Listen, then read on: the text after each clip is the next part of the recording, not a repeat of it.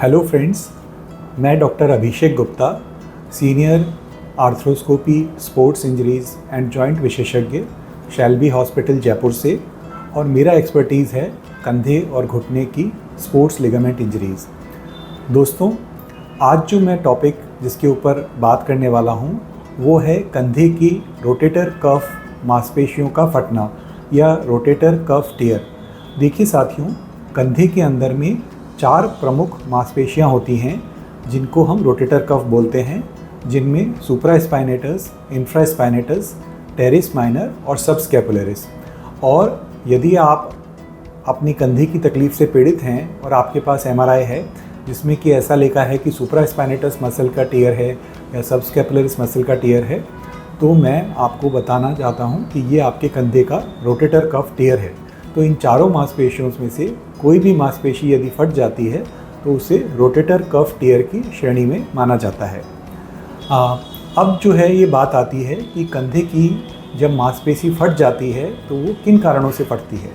तो इसके कारण कई होते हैं। यदि आपकी एज यंग है, यदि आप एक्टिव इंडिविजुअल हैं, तो आपके कंधे की मांसपेशी प्रायकर गिरने की वजह से फट सकती है, या तो रिपीटेड ओवरहेड एक्टिविटीज़ यानी कंधे के इस लेवल से ऊपर एक्टिविटीज़, स्पोर्ट्स एक्टिविटीज़ जैसे कि बास्केटबॉल, वॉलीबॉल या स्विमिंग, इन एक्टिविटीज़ के अंदर में रिपीटेड एक्टिविटीज़ की वजह से या भारी वज़न उठाने की वजह से ये कंधे का मांस आपका फट सकता है।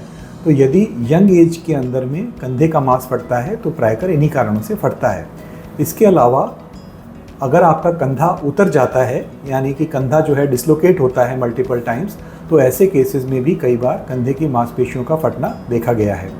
ओल्ड एज के अंदर में डीजेनरेटिव टियर्स यानी कि उम्र प्रमाण्य मांसपेशियों का कमज़ोर होना, उसकी वजह से कंधे का मांस फट सकता है।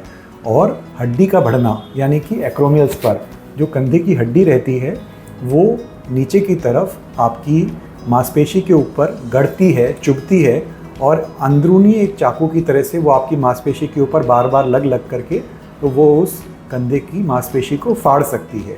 या एक्रोमियो क्लेविकुलर जॉइंट, एक जोड़ होता है यहाँ पे, जिसकी हड्डी बढ़ने की वजह से भी नीचे जो उसके कंधे की मांसपेशियाँ होती हैं उनके ऊपर बार बार घर्षण से वो मांसपेशी फट सकती है।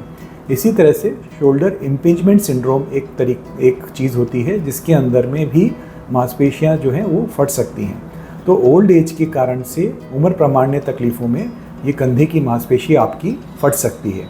तो रोटेटर कफ टियर यदि व्यक्ति में है तो वो कैसे प्रेजेंट करते हैं। देखिए, सबसे पहली बात तो जब कंधे में कोई भी तकलीफ़ होती है तो निश्चित तौर पे आप हमारे पास में आते हैं दर्द को लेकर कि डॉक्टर साहब हमारे कंधे में दर्द हो रहा है। अब ये जो दर्द है ये किस तरह का होता है।